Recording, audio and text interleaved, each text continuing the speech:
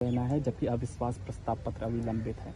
देखिए, संसदीय परंपरा, कानून, रूल्स, प्रैक्टिस, प्रोसीजर ये बताते हैं कि जब भी अविश्वास प्रस्ताव यानी कि नो कॉन्फिडेंस मोशन लोकसभा में जमा कराया जाता है और उसको स्वीकृति मिल जाती है माननीय सभापति द्वारा, माननीय स्पीकर द्वारा, तो कोई भी लेजिस्लेटिव बिजनेस यानी कि कोई भी विधेयक या बिल सदन के भीतर नहीं लाया जाता, उस पर मतदान नहीं किया जाता जब तक नो कॉन्फिडेंस मोशन का फैसला नहीं हो जाता। लेकिन इस बार हम देख रहे हैं कि तमाम रूल्स, प्रोसीजर्स, कन्वेंशंस को ताक पे रखते हुए बिल पे बिल लाए जा रहे हैं, विधेयक पे विधेयक इंट्रोड्यूस किए जा रहे हैं और उन्हें पारित भी किया जा रहा है। ये दुखदायी है और ये सीधे तौर पे वायलेशन है संसदीय परंपरा का, संसदीय रूल्स प्रोसीजर्स का, संसदीय कानून का।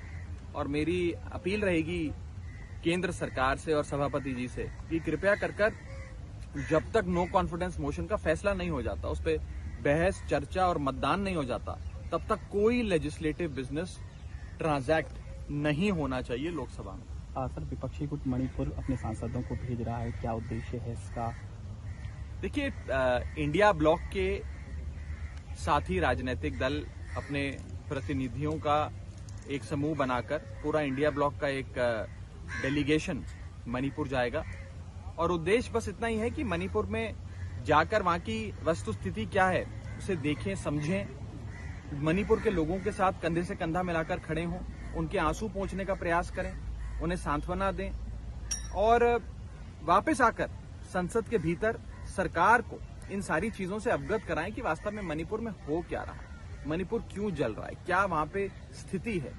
जो खबरें आ रही हैं वो तो ये बताती हैं और यहां तक कि मणिपुर के अपने बीजेपी द्वारा अपॉइंटेड गवर्नर, वहां के बीजेपी के एमएलए, वहां पे जो भारतीय जनता पार्टी के अपने पदाधिकारी हैं, वो ही चीख कर कह रहे हैं कि मणिपुर जल रहा है, हजारों लोग बेघर हो गए, न जाने कितने लोगों की जानें चली गई, crimes against women, crimes against humanity चरम पर हैं। तो ये सारी चीजें बहुत मन को विचलित करती हैं, इसीलिए एक डेलीगेशन, एक वफद इंडिया ब्लॉक की ओर से मणिपुर भेजा जा रहा है। सर, मणिपुर वीडियो की जांच सीबीआई अपने हाथ में लेगी, किस तरीके से देख रहे हैं?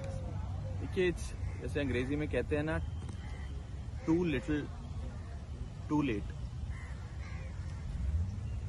सीबीआई को जांच देना, सौंपना 80-85 दिन घटना को हो गए उसके बाद एक विषय है, लेकिन पिछले 80-85 दिन से जब से मणिपुर जल रहा है, वहां सरकार क्यों अभी तक बर्खास्त नहीं की गई? भारत के अनुच्छेद 355, 356 का पालन क्यों नहीं किया गया?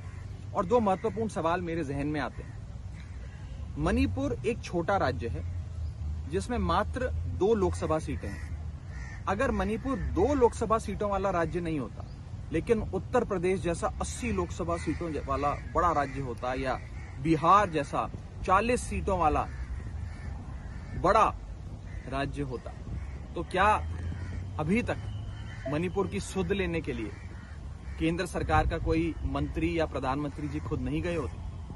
पहला सवाल, जरूर गए होते। और दूसरा बड़ा सवाल कि अगर मणिपुर में कोई गैर भाजपा राजनीतिक दल की सरकार होती, नॉन बीजेपी पॉलिटिकल पार्टी की गवर्नमेंट होती, तो क्या अभी तक मणिपुर में राष्ट्रपति शासन लागू नहीं किया गया?